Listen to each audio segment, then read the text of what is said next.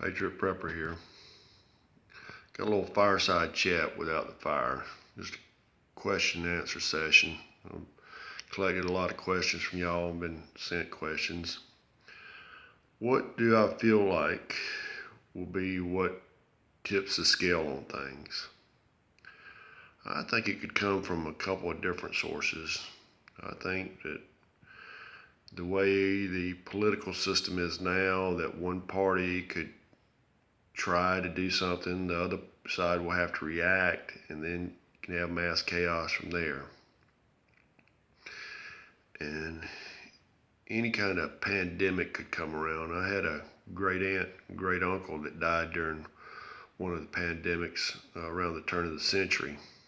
And it was just one of those things back then. That could happen.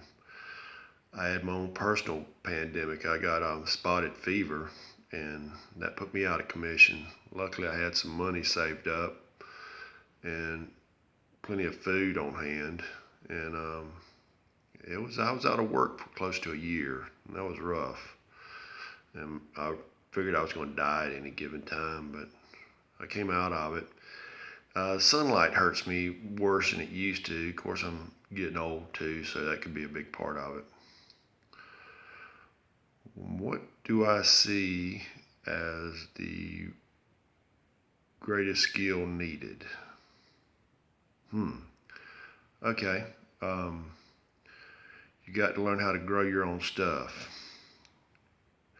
Go ahead and do that now.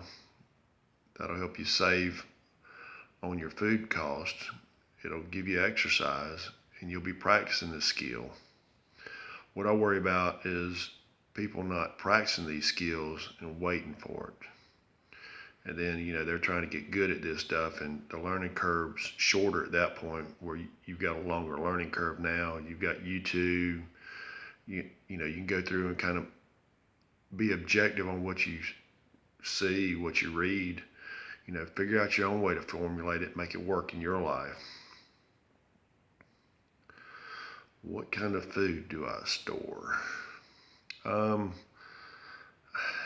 don't like MREs. I'll eat MREs if I have to, but I'd rather have just regular food and, just work it into my storage, of the oldest out, and then newest coming in, and working that into regular meals. Now, if something were to happen, naturally I'd have to rearrange my meals, maybe have my best meal in the morning so I can work longer, and then have something light for lunch and maybe something warm for dinner. And I'm ordering some freeze-dried stuff, and I want to do a video on that as well, and see how that holds up. And because if you're on, bugging back home, if you get caught and you have to leave your vehicle somewhere and bug back home, if you've got food in your van with you, help make it home. And that's why I've kind of been going over in my bugging series, for you to think about these things. How much that gallon of water weigh? How much that food weigh? How much does my pack weigh?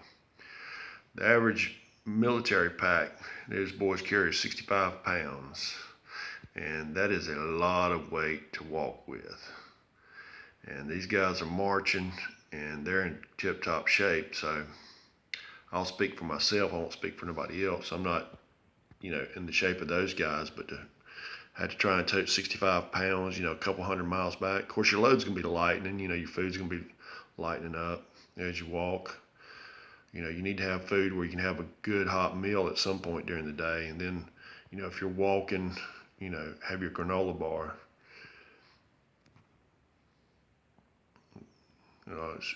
Reading the question.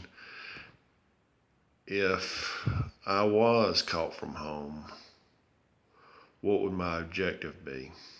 I kind of covered that in one of my bugging things. The first day, while people were still in shock, I'd try and make as much distance as I could. I'd probably walk all day and walk all night till I was just exhausted, and find me a water source to sleep by, and sleep there, catch rest, and then probably go at night for a few nights, just kind of see what the population was doing, and I'd stay away from populated areas. That's the key of having that atlas with you to know what roads you need to take, and stay on back roads. And possibly you're gonna have to do some things you never thought you would have to survive. That's the key. If you want to survive, you've got to do these things. You've got to be prepared to do these things. You got to know how to use your weapons. You got to know how to clean your weapons. What skill would I recommend? Knowing your weapons. I was watching this series on these Purple Heart, not Purple Heart, but Congressional Medal of Honor recipients. And a lot of them, one guy, he talked about how his sergeant made them learn their weapons with blindfolds on. And he thought that was the meanest thing. A lot of times the other guys were going into town on leave and they were working with their weapons. And he said, really, that's what saved his life, knowing how to handle that weapon in the dark. And if you ever get a chance, look at those. And you have stories of these men. One man, he was fighting, he was grossly outnumbered by North Koreans. So he was in trenches. He'd run from one area to the other, shooting, flinging grenades where it looked like he was a larger force than what he was. And he earned the Congressional Medal of Honor for that. But any skill you can pick up, bushcraft skills, learning how to make you a fire, look at all these videos and kind of make your own assessment of what works best for you, but try it and see if it does work. So that's about all the time I've got for questions. I don't like my videos too long. I like to kind of get my information to you and get it over with. And Patriot Prepper out. Stay prepared and stay alert, my fellow patriots.